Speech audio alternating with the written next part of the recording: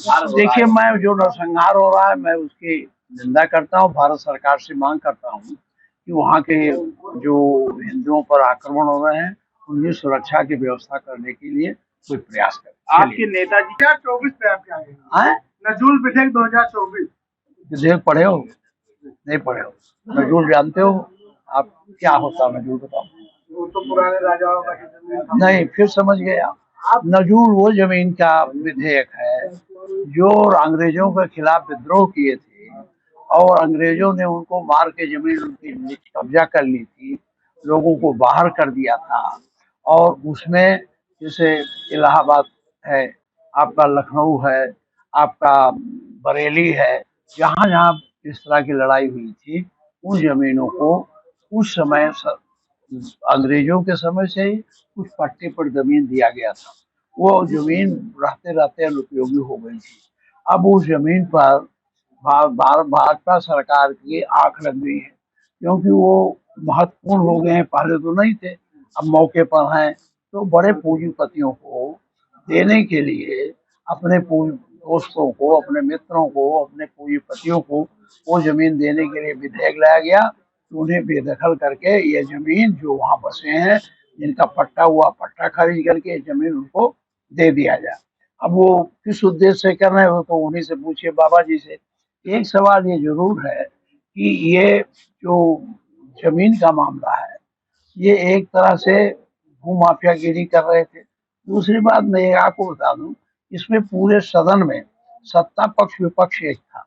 जितना हम लोगों ने विरोध किया उतना विरोध भाजपा के विधायकों ने किया। सिद्धार्थ नाथ सिंह उनके मंत्री ने, उन्होंने इस सब विरोध किया। ये राजेंद्र वाजपेयी जी का नाती अशोक का बेटा हर्ष वाजपेयी, ये भाजपा का इलाहाबाद से, उसने खड़े होकर विरोध किया। तो सारे पक्ष विपक्ष चाहते थे कि ये विधेयक ऐसे न लाया जाए, इसको प्रवर समिति में भेजा जाए, इसकी पूरी छानबीन कर ली जाए। लेकिन वहां तो उतावले थे उनके पूंजीपति सेठ लोग, जमीन के लिए जल्दी जल्दी पास करा लिए। जब जनता का दबाव पड़ने लगा बरेली में, इलाहाबाद में, चारों तरफ, तब इन्होंने उसको विधान परिषद में प्रवर समिति को भेज दिया।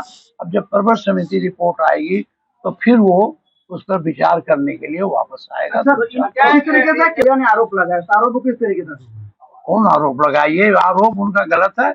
हम सारे लोग चाहते हैं कि वहाँ जो हमारे यहाँ के हमारे धर्मावलंबी लोग हैं उनकी सुरक्षा की व्यवस्था की जाए। नेता सदन ने कहा कि नजूल एक्ट आया और वो भी प्रवर समिति में चला गया, वैसे वो भी नहीं बच गया है, तो क्या उद्देश्य था? आपका क्या नजरिया? देखिए, हमारा नजरिया तो यह है, ये जो नजूल की जमीन का है, ये भाजपा सरकार उसे गरीबों से छीनकर बड़े पूंजीपतियों को देने की साजिश रच रही थी। पीडीए के एजेंडे को लेकर चलने वाली आपकी समाजवादी पार्टी अयोध्या जैसे कांड पर अपने ही पदाधिकारी पर एक्शन न लेने के बजाय ये बताओ, टेस्ट की मांग कर रही है। पहले आपसे हम निवेदन करेंगे, अयोध्या चले जाओ, जाते तो हो। सुनो, अयोध्या की जो घटना है उससे बड़ी घटना है, उसमें हमारी पार्टी ने कहा है उसकी जांच कराओ, जो दोषी हैं कठोर से कठोर कार्रवाई करो। इसीलिए तो हम लोग कहते नहीं कुछ। आप जानते हो अभी वो बहराइच गया था, बहराइच में भाजपा के कार्यकर्ता एक मुस्लिम लड़की को उठा ले गए और वो बेचारा थाने में गया, उसका रपट नहीं लिया गया। इसके बाद उसकी लाश गला काट के, हाथ काट के बाहर फेंक दिया गया। जब मर गया तो मुकदमा लिखा गया तो 2 चालान हुआ। मैं मैनपुरी गया, ये हरिजन की लड़की, भाजपा के 2 लड़के उसको रोज छेड़ते थे और छेड़ते छेड़ते एक दिन वो घर से निकली, गायब हो गई। दूसरे दिन गांव के बगल में पेड़ पर लड़की मिली, दरोगा को सूचना दिया गया शाम को कि वो लड़की गायब हो गई है। वो शूटिंग का रिपोर्ट लिखा और सवेरे आके बताया लाश ये है। अब वो मोहित खान पर पार्टी, अब सुनो ना, अब सुनो, सुनते तो हो नहीं। अरे भाई, इतना तो धैर्य रखो, आप इतना पूछते हो। तो अब मेरा कहना यह है, वहाँ भाजपा के लोग थे, यहाँ बहराइच में भाजपा के लोग थे, इनके बारे में बाबा नहीं बोलता तो अयोध्या बोलता है।